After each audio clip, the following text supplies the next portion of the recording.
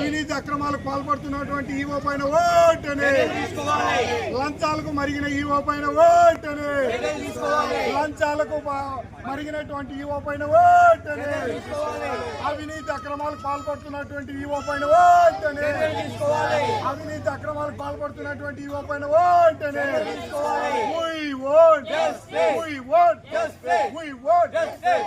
We want justice. బాధితురాలైన అనసూయమ్మకు వెంటనే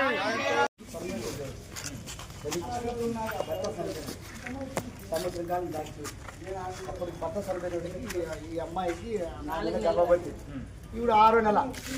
ఆయన ఏమంటాడంటే ఇప్పుడు వాస్తవానికి కార్యం నేను ఆమె కింద ఇవ్వాలా, భర్త సరిపోయినప్పుడు 10,000 రూపాయలు డబ్బులు కూడా ఇచ్చినారు, అంతా చేయించి వాడు కొట్టకుండా కదా డెత్ సర్టిఫికేట్, మళ్ళీ ఎల్ఐసిలో ఇన్సూరెన్స్లో ఉంటాయి, లోన్లు అన్ని రకాల ఏమేమి కూడా అన్నీ కూడా ఉన్నాయి. తెలియదు నేను ఏం చెప్తున్నాడు, మన దేవాదాయ శాఖ ఈఓ సార్ గారు శ్రీనివాస్ రెడ్డి సార్ గారు నువ్వు నాకు 2 లక్షలు ఇస్తే నీకు అంతవరకు నువ్వు రోజు కూలి కింద 300 రూపాయలు పని చేస్తున్నావు అని చెప్తాను.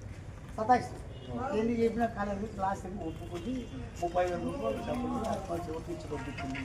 అక్కడే పనిచేసినటువంటి వీళ్ళు పారిశుద్ధ్య కార్మికులు అనేటువంటి ఇంజనీరు, అలాగే అక్కడ లడ్డు ప్రసాదం చేసినట్టు ఒక బ్రాహ్మణ స్వామి పూజారైన నాగరాజ స్వామి వాళ్ళ ద్వారా 30,000 రూపాయలు డబ్బులు ఇచ్చారు. ఇచ్చి తీసుకున్న తర్వాత ఏం జరిగింది, మళ్ళీ 10,000 తర్వాత వచ్చి మీకు 2 లక్షలు కాదు మా 5 లక్షలు కాదా, నాకు కోటినారా నాకు కోటినారా అంటే నాగరాజు కోటినారా అంజనేయులు కోటినారా, తర్వాత సారీ రేపు మొత్తం 5 లక్షలు ఇట్లాంటి ఇవ్వమంటారు. ఆయన ఇవ్వలేను అట్లాంటి నాకు ఏకంగా ఆయన పిలిపించి ఆఫీస్ సీసీ కెమెరాలు ఆఫ్ చేసి ఏమని అడిగానని చెప్పమ్మా ఏం జరిగింది, నేను చెప్తే అది ఏమో కల్పించుకుంటాను.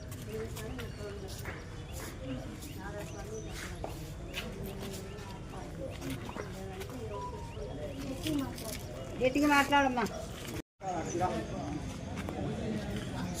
సోదరి మండలారా, ఈరోజు ఎంఆర్ఓ కార్యాలయం ముందర ఆర్సిపిఐ పార్టీ ఆధ్వర్యంలో జరుగుతున్న ధర్నా ప్రధాన ఉద్దేశం ఏమిటంటే మన కాత్రి లక్ష్మీ నరసింహస్వామి దక్షిణ భారతదేశంలో ప్రఖ్యాతిగాంచినటువంటి పుణ్యక్షేత్రం. ఆ పుణ్యక్షేత్రంలో గత 25 సంవత్సరాల నుంచి దేవుచెరుపు దొడ్డప్ప అనేటువంటి వ్యక్తి, ఒక దళితుడు, ఒక ఎస్సీ అనేటువంటి అతను పారిశుద్ధ్య కార్మికునిగా పనిచేస్తున్నాడు, పర్మనెంట్ ఉద్యోగిగా. అతను గత సంవత్సరం జూన్ 2వ తారీఖు 2005న స్వర్గస్థులైనారు. అయితే అతను చనిపోయినటువంటి అతను యొక్క భార్య అనసూయమ్మ గారు తన భర్త చనిపోవడంతో ఏదే ఒక్క ఉపాధి లేక కేవలం వాళ్ళ జీవనోధారము ఆ ఉండేటువంటి ఉద్యోగమే. అయితే ఇక్కడ ఉండేటువంటి కాత్రి లక్ష్మీ నరసింహస్వామి ఆలయంలో పనిచేస్తున్నట్టు ఈవో గారు, ఆయన మహానుభావుడు గౌరవనీయులైనటువంటి శ్రీనివాస్ రెడ్డి ఈవో గారు, ఆయన ఏం చెప్తున్నాడంటే నీ భర్త చనిపోయింది వాస్తవమే, నువ్వు భార్యవే వాస్తవమే, కాకపోతే నీవు 2 లక్షల రూపాయలు డబ్బులు ఇచ్చి నువ్వు ఖచ్చితంగా మాకు ఇస్తేనే నీ భర్త చనిపోయినటువంటి డెత్ బెనిఫిట్స్ కానీ లేదా నీకు ఉద్యోగం కానీ ఇవ్వబడుతుంది, లేకుంటే లేదని చెప్పి తాను చెప్పడం జరిగింది.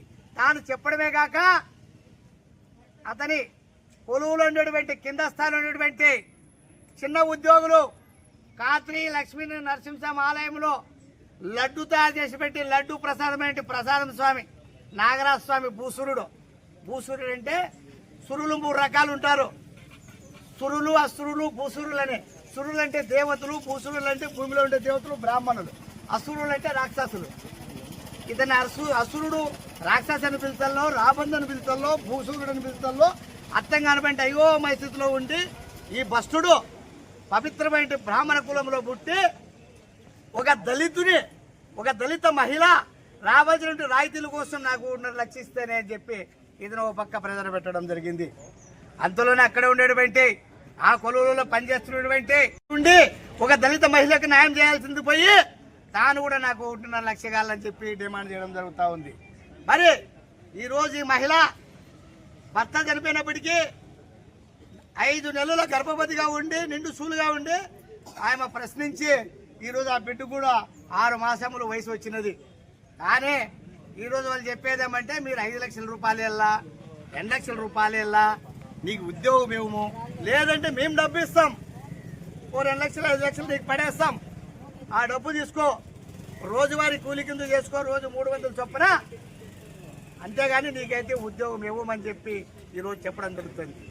మరి అనసూయ గారు చెప్పిన కాలం చెప్పి ఆమె బాధ భరించలేక సంవత్సరం కాలం తర్వాత రానందువలన పై స్థాయి అధికారులటువంటి జిల్లా స్థాయి అధికారులకి ఆమె మొరపెట్టుకుంటే పెట్టి పత్రికాముఖంగా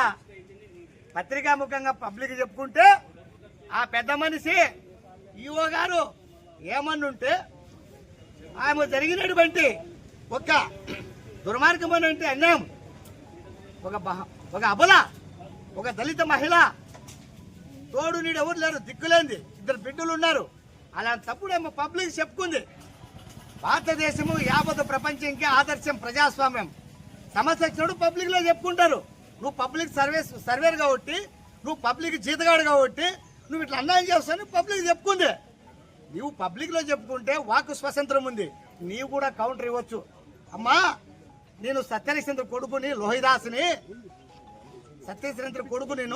లోహిదాసుని, నేను తప్పు చేసేవాని కాదు, నేను లక్షలు అడగలేదని చెప్పి నువ్వు కూడా పత్రికాముఖంగా ప్రకటన ఇవ్వాల. అధికారం ఉంది కదా అని అధికార పక్షంలో ఉండేటువంటి అడుగులకు మొడుగులు ఎత్తుతూ వాళ్ళు భజన చేసుకుంటా, ఏదో ఒక ఫోన్ ఖాళీగా దొరికింది కదా అని సెల్ ఫోన్ తీసుకొని అన్లిమిటెడ్ ఉంది కదా అని నువ్వు సిఐ గారికి, పోలీసులకి, డిఎస్పీ గారికి, ఎస్పీకి ఫోన్ చేస్తే ఇక్కడ బెదిరే వాళ్ళు ఎవరు లేరు, తాటాక సప్పులకి ఎవరు భయపడరు. ఇది ప్రజాస్వామ్యం. ఈవెన్ రాష్ట్రపతి తప్పు చేసినా ప్రశ్నించే హక్కు ప్రతి పౌరునికి ఉంది. ఈరోజు చెప్తున్నాను, మిస్టర్ శ్రీనివాసరెడ్డి గారు, మీరు దళితుల విషయంలో చిన్న చూపు చూశారు, ఒక మహిళకు మీరు అన్యాయం చేసే ప్రయత్నం చేశారు, సంవత్సరం దినములు 365 రోజులు ఇబ్బంది పెట్టారు. ఇది మానవ హక్కుల భంగమే. ఒక దళిత మహిళను ఇబ్బంది పెట్టావు, నీపైన 100కి 100 పార్లు కూడా ఎస్టేసి కూడా కేసు పెట్టాలని చెప్పి మేము భారత్ విప్లవ కమ్యూనిస్ట్ పార్టీగా ఈరోజు మేము డిమాండ్ చేస్తూ ఉన్నాం. అలాగే ఈ తాటాకి సప్పుళ్ళు, ఉసురుబిల్లి, మరి వ్యూహాలు ఇవన్నీ మానుకో. నీకు నిజంగా నువ్వు అవినీతి చేయనోడు అయితే నేను ఒక మాట అడుగుతున్నాను. ఈరోజు మీరు ఏమంటున్నారు, శుతిమించిపోయిన తర్వాత ఎస్ఆర్లో ఆమె పేరు లేదు అంటున్నారు. సరే, ఓకే, రైట్. ఎస్ఆర్లో ఆమె పేరు లేనప్పుడు 25 సంవత్సరాలు సర్వీస్ చేసినప్పుడు అక్కడ ఎంతమంది ఈవోలు ఉంటారు, మరి సీనియర్ క్లర్కులు ఉంటారు, జూనియర్ క్లర్కులు ఉంటారు, ఇంతమంది క్లర్కులు, వాళ్ళు వీళ్ళు అసిస్టెంట్, జూనియర్ అసిస్టెంట్, సీనియర్ అసిస్టెంట్లు ఇంతమంది ఉంటారు. మరి ఏ రోజన్నా మీరు అయ్యా దీంట్లో నామినీ లేదు, నువ్వు నామినీ ఎందుకు పెట్టలేదు, మీరు ఎందుకు అడగలే? అది మీ డ్యూటీ కాదా? ఈరోజు మీరు కాత్రి లక్ష్మీస్వామి నరసింహస్వామి దేవస్థానంలో ఈ దేశంలో దక్షిణ భారతం నుంచి అనేక రాష్ట్రాల నుంచి కూడా భక్తాదులు వస్తున్నారు. వాళ్ళు ఇస్తున్న బియ్యం బస్తాలుగా దొంగదారిన పోతున్నాయి, నల్లదారిన.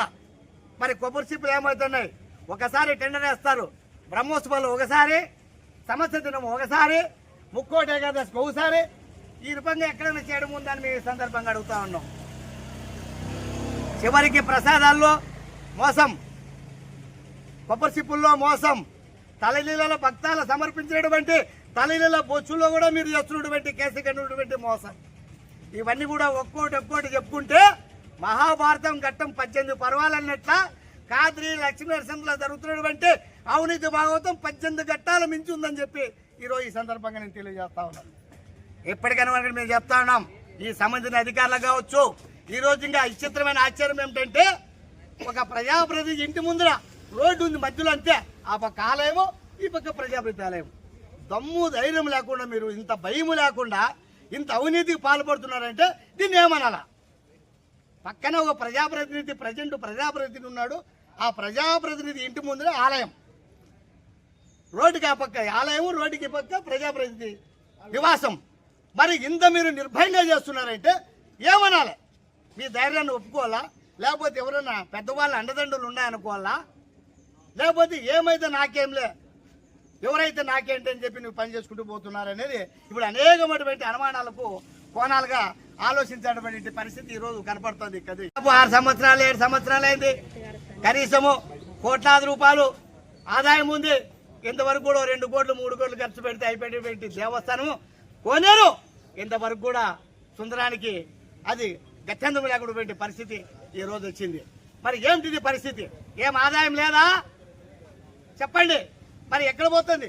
కాద్రి లక్ష్మీ నరసింహకు వస్తున్నటువంటి ఈ దేవాలయ వనరులన్నీ ఏమైతున్నాయి? ఏమిటి పరిస్థితి?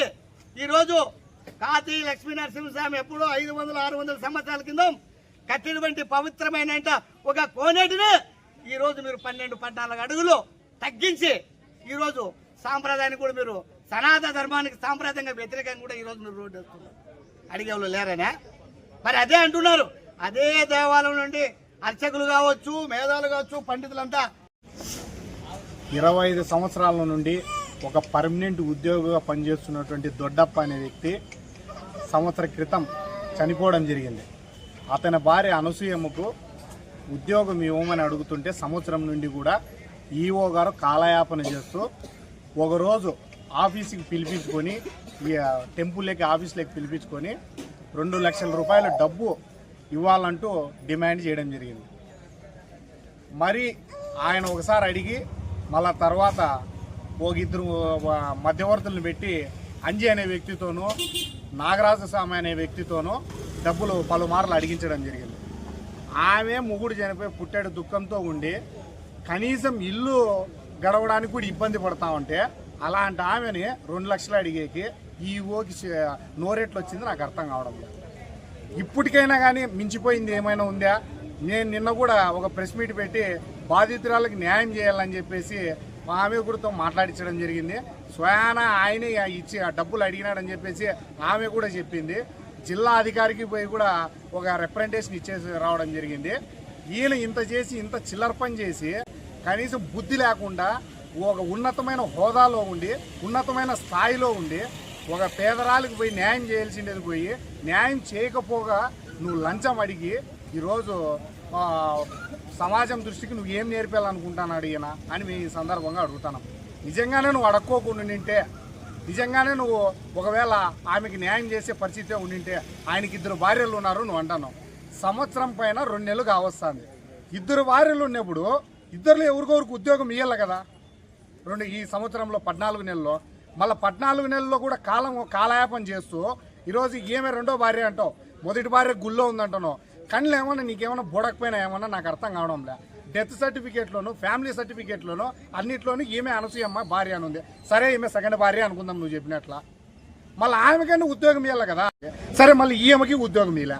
ఇంకా నువ్వు సంవత్సరం నుంచి నానబెడతాను అంటే డబ్బులు అడిగినావు అనుకోవాలా లేదనుకోవాలా? ఆమె అబద్ధం చెప్తాంది అంటున్నావు. సరే ఆమె అబద్ధం చెప్పింది. మళ్ళీ సంవత్సరం నుంచి నువ్వేం చేస్తావు? మళ్ళీ నువ్వు ఈ సంవత్సరం నానబెట్టినావు, సంవత్సరం అంతా కాలం అంతా కూడా నానబెట్టినావు అంటే ఎవరైనా కూడా పబ్లిక్ కూడా మేం కావచ్చు ఎవరైనా కూడా ఏమనుకుంటారు? డబ్బులు అడక్కోకుండా అంటే ఈయన ఎందుకు ఉద్యోగం ఇవ్వడం? కాబట్టి నువ్వు మమ్మాటికి డబ్బులు అడిగినావు, లంచం అడిగినావు. నువ్వు లంచం అడిగిండేది వాస్తవము, మధ్యవర్తులతో అడిగించిండేది వాస్తవము, కొంతమంది మధ్యవర్తులు డబ్బు తినిండేది వాస్తవము. అన్నీ కూడా మా దగ్గర కూడా ఆధారాలు ఉన్నాయి. నువ్వు ఎవరికో పోలీసులకు ఫోన్ చేయించి స్టేషన్ కాడికి పిలిపించి నేను పత్తిగింజని నేను పతితని అని చెప్పి ఎవరేమి ఇడేమి నమ్మేదానికి సిద్ధంగా లేరు. నువ్వు ఒకవేళ పత్తిగింజ అయితే ఆయనకు ఉద్యోగం ఇచ్చేయి, ప్రాబ్లం ఏం లేదు. అన్ని సర్టిఫికేట్లు కరెక్ట్గా ఉన్నాయి. నువ్వు ఆడేడో కూర్చొని ఎస్ఆర్లు పంపించి నేను కరెక్ట్గా ఉన్నాను, నేను నిజాయితీ పరుని, నన్ను గబ్బు లేపినారు గ్రూపుల్లో పెట్టి అంటే సంవత్సరం నుంచి నువ్వేం చేస్తా అంటే నేను అడుగుతున్నా. ఇప్పటికీ మించిపోయిండేది ఏం లేదు.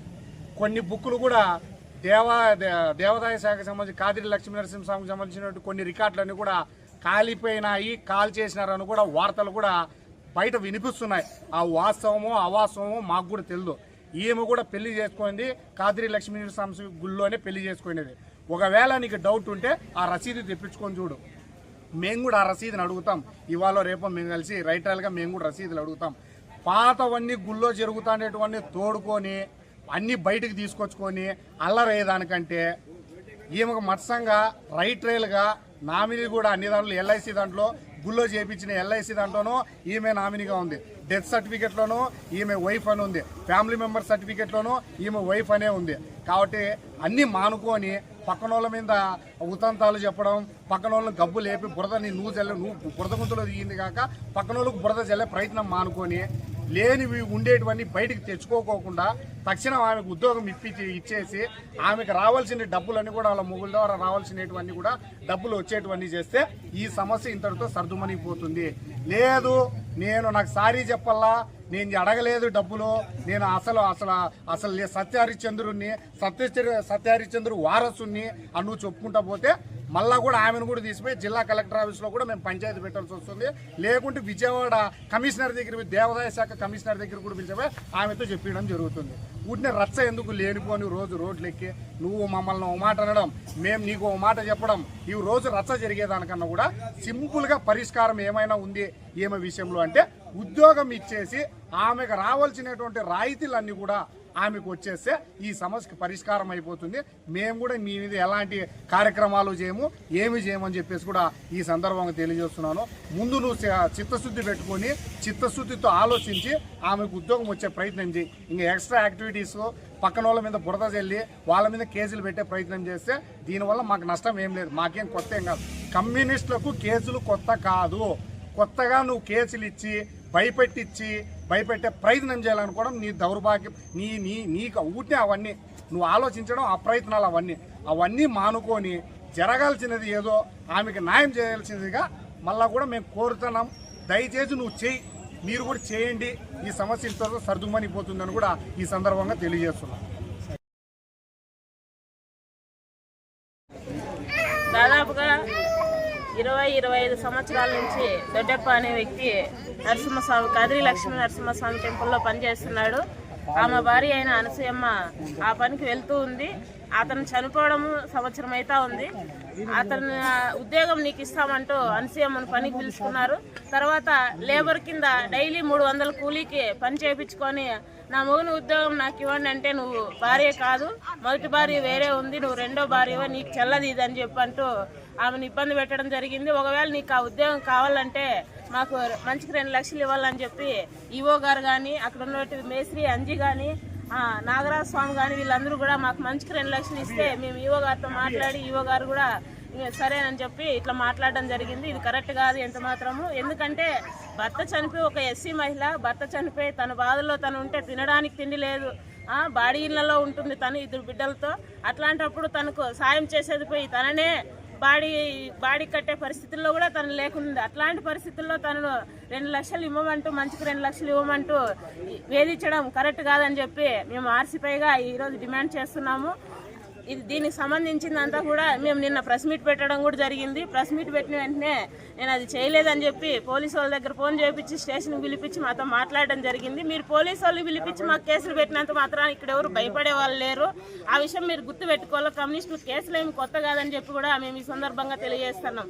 వెంటనే మీరు ఏవైతే తన ఉద్యోగం కానీ తనకు ఏవైతే డబ్బులు రావాలో, తన భర్త చనిపోయినప్పటి నుండి తను పని చేస్తూనే ఉంది, అక్కడ కూడా గ్యాప్ పెట్టలేదు పనికి రాకుండా కూడా. కాబట్టి ఇవన్నీ కూడా గుర్తుపెట్టుకొని తనకు వెంటనే తన ఉద్యోగం తనకి ఇవ్వాలా, లేదా పెద్ద ఎత్తున మేము ఆర్సీపైగా ఉద్యమాలు చేపడతామని చెప్పి వీలైతే ఇవి ఎక్కడికైనా కానీ తనకు ముందు తీసుకెళ్ళి ఆర్సీపైగా మేము ముందు ఉంటామని చెప్పి ఈ సందర్భంగా తెలియజేస్తా ఉన్నాం.